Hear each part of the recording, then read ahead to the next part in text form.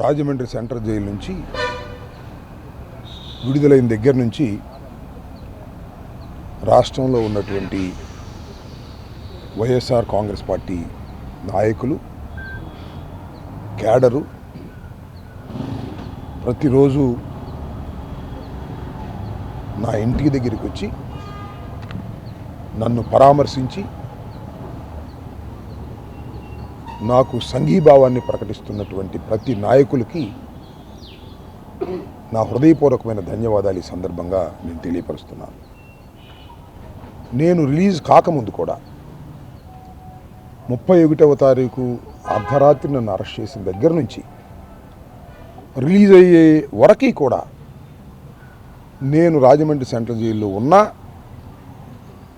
నా ఇంటికి వచ్చి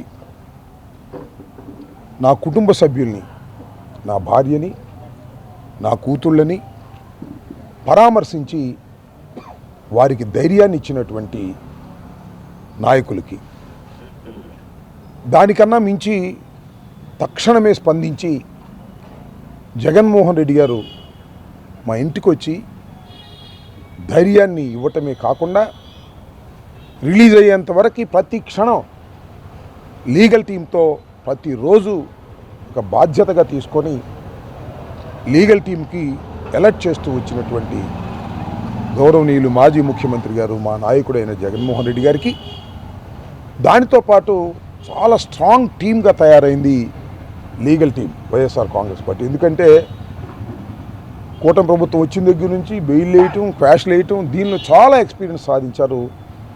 నా కేసులో కూడా ప్రతి క్షణం పిటిషన్లు వేయటం, హైకోర్టులో వేయటం, లోయర్ కోర్ట్స్లో కూడా ఆర్గ్యుమెంట్స్ చెప్పటం చేసినటువంటి సుధాకర్ రెడ్డి గారు, సుదర్శన్ రెడ్డి గారు, మనోహర్ రెడ్డి గారు, వీళ్ళందరికీ కూడా నా హృదయపూర్వకమైనటువంటి ధన్యవాదాలు ఈ సందర్భంగా తెలియపరుస్తున్నా.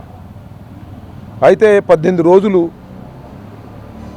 జైల్లో గడిపిన తర్వాత, రిలీజ్ అయిన తర్వాత నేను 20వ తారీఖున ప్రెస్ మీట్ పెట్టి చాలా విషయాలను మీ ద్వారా రాష్ట్రంలో ఉన్న ప్రజానీకానికి వివరించేటటువంటి ప్రయత్నం చేశాను. ఇప్పుడు నేను ప్రత్యేకంగా ఈ రాష్ట్ర ముఖ్యమంత్రి నారా చంద్రబాబు నాయుడు గారు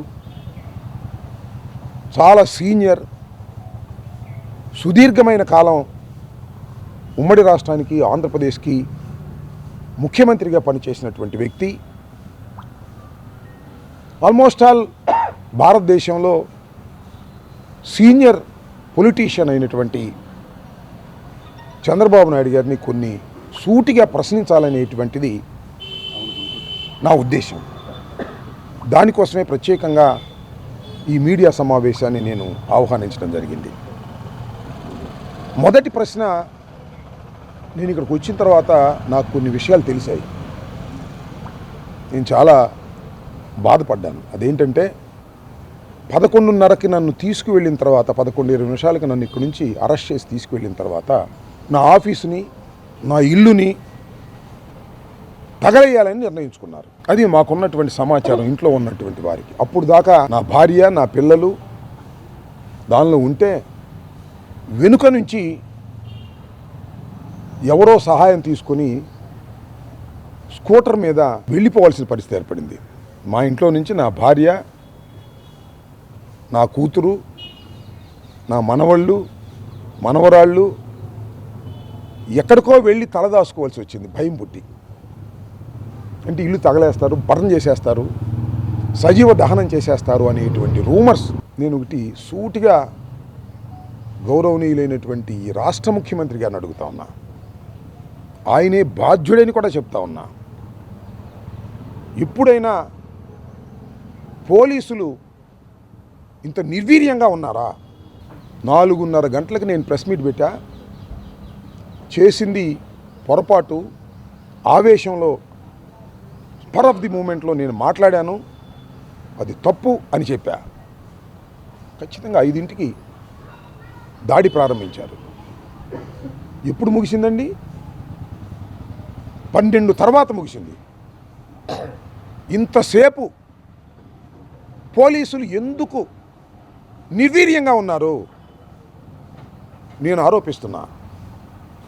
వాళ్ళు నిర్వీర్యంగా ఉండటానికి కారణం మీ ఆదేశాలు, మీ అబ్బాయి ఆదేశాలు కాదంటే చెప్పండి సార్. నారా చంద్రబాబు నాయుడు గారు సమాధానం చెప్పండి. దీనికి మీరు సమాధానం చెప్పాలి. ఈ రాష్ట్ర ముఖ్యమంత్రిగా మీరు పరిపాలన, హోంమంత్రి కాదు, హోంమంత్రి ఇన్స్ట్రక్షన్స్ ఇవ్వలేదు హోంకి. డైరెక్ట్గా చంద్రబాబు నాయుడు గారు లోకేష్ ఇన్స్ట్రక్షన్స్ ఇచ్చారు. మీరు కాముగా ఊరుకోండి 7 గంటల సేపు, అక్కడ పని సమాప్తం అయిపోతుంది. ఇల్లు తగలేసేస్తారు, బరం చేసేస్తారు కుటుంబాన్ని అనేటువంటి సందేశాలు మీరు ఇచ్చారనేది నా అభియోగం. కాదని చెప్పండి. చాలా చూసాం దాడులు ఈ రాష్ట్ర రాజకీయాల్లో. ఆవేశంగా నిర్ణయించుకున్న దాడులు నేను చూసాం. మా ప్రభుత్వంలో చూసాం, మీ ప్రభుత్వంలో చూసాం. వాటి నేచర్ ఏంటి? టకటకా ఒక 50 మంది 100 మంది 200 మంది వచ్చేస్తారు, టపటకా కొట్టేస్తారు, కార్లు దోషం చేసేస్తారు, పోలీసులు రాగానే పారిపోతారు. ఇది ఎక్కడిది? 5 గంటల నుంచి 12 గంటల వరకు పోలీసులు కూడా ఇక్కడే ఉన్నారు. మొత్తం చుట్టూరా పోలీసులు ఉన్నారు. నన్ను పోలీసులు తీసుకెళ్లారు. పోలీసులు ఏం మాట్లాడరు, లాఠీ జులిపిస్తారు. ఎవరి మీద? వైఎస్ఆర్ కాంగ్రెస్ పార్టీ కార్యకర్తలు ఎవరన్నా వస్తున్నారేమో అని ఆ చివరి నుంచి జులిపిస్తారు. ఇదిగో ఇక్కడి నుంచి జులిపిస్తారు, లేదా సిద్ధార్థ నగర్ గేట్ దగ్గర జులిపిస్తారు. ఉన్న వైఎస్ఆర్సీపీ వాళ్ళు వస్తుంటే వీళ్ళని అటాక్ చేయడానికి వస్తున్నారేమో, రాంబాబు గారిని రక్షించడానికి వస్తున్నారేమోనని అక్కడ వాళ్ళని కొడతారు. ఇది చంద్రబాబు నాయుడు గారు మీ కుట్ర కాదా అని అడుగుతా ఉన్నా. కుట్ర కాదు అంటే 7 గంటల సేపు పోలీసులు ఎందుకు నిర్వీర్యంగా ఈ రాష్ట్రంలో ఉన్నారు? ఒక మాజీ మంత్రి ఇంటి మీద దాడి చేస్తున్నప్పుడు, పెళ్ళాం బిడ్డలు ఉన్నప్పుడు ఎందుకు మీరు నిర్వీర్యంగా ఉన్నారు చెప్పమని నేను అడుగుతా ఉన్నా. దీనికి సమాధానం చెప్పండి. చెప్తున్నారు కదా కాకమ్మ కథలని రోజు చెప్తున్నారు మీరు. దీనికి సమాధానం చెప్పమని అడుగుతా ఉన్నా ఈ రాష్ట్ర ముఖ్యమంత్రి నారా చంద్రబాబు నాయుడు గారిని. అక్కడక్కడ అనిపిస్తున్నాడు ఆయన తాబేదారులు వాళ్ళ చెంచాలతో కులాల మధ్య తగాదా పెట్టడానికి అంబటి రాంబాబు గారు ప్రయత్నం చేస్తున్నాడు అని. అది నిజమా? కులాల ప్రస్తావన చేసింది ఎవరు మొత్తమాట? నేను మొన్న కూడా చెప్పా.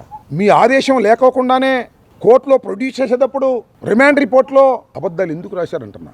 చంద్రబాబు నాయుడు గారిని రాష్ట్ర ముఖ్యమంత్రిని దూషించాడు, ఓకే, అలా అనుకోవడానికి అవకాశం ఉంది. కులం పేరు పెట్టి దూషించాడని ఎక్కడైనా రాశారు మీరు? ఎందుకు రాశారు? కులాన్ని మొత్తాన్ని పేరు పెట్టి తిట్టానని రాశారు, ఎందుకు రాశారు? కులాల ప్రస్తావన తీసుకొచ్చింది మీరు కాదా అని అడుగుతా ఉన్నా. మీ సామాజిక వర్గాన్ని రెచ్చగొట్టిన మాట వాస్తవం కాదా అని అడుగుతా ఉన్నా. వచ్చిన వాళ్ళందరూ మీ సామాజిక వర్గం కాదా అని అడుగుతా ఉన్నా. ఒక సామాజిక వర్గాన్ని రెచ్చగొట్టి కులాల ప్రస్తావన తీసుకొచ్చింది ఆ రిమాండ్ రిపోర్ట్. అది మీ ఆదేశం లేకుండా జరిగిందా? ఆ రిమాండ్ రిపోర్ట్ రాసిన వాళ్ళు కూడా మీ సామాజిక వర్గమే కదా. దీనికి సమాధానం చెప్పండి మీరు అంటున్నా. నేను కులాల మధ్యన ఘర్షణ పెట్టేటటువంటి నీచమైన సంస్కృతి కలిగిన వాడిని కాదు.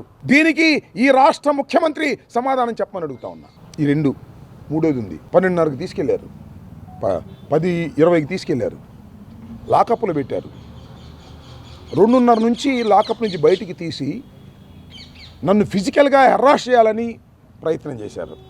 ఈ రాష్ట్రంలో 2 పోలీస్ ఆఫీసర్లు, అఫ్కోర్స్ నీ సామాజిక వర్గం అయినా నీ ఆదేశం లేకోకుండా ఒక మాజీ ముఖ్యమంత్రి, మాజీ శాసనసభ్యుడు, మాజీ మంత్రి మీద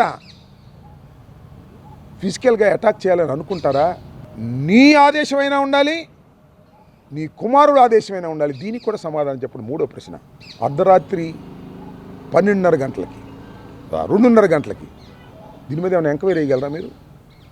నేను చెప్పింది అబద్ధం అయితే చిత్తశుద్ధిగా మీరు ఎంక్వైరీ చేయగలరా? మీరు వేయరు. న్యాయస్థానాల్లో తేల్చుకుంటాం దాని సంగతి కూడా. 1. 4వ ప్రశ్న. ఏం కేసులండి నా మీద ఉంది? అన్ని simple sections, all are bailable. 3 కేసులు నా మీద.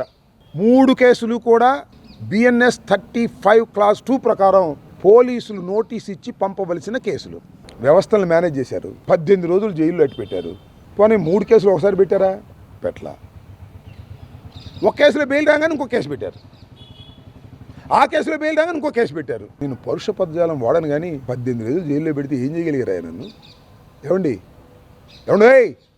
నారా చంద్రబాబు నాయుడు గారు, ఏమండి లోకేష్ గారు, 18 రోజులు రాజమండ్రి సెంట్రల్ జైల్లో పెడితే నన్ను ఏం చేయగలిగారా అంటున్నా నేను. నా ధైర్యాన్ని తగ్గించగలిగారా?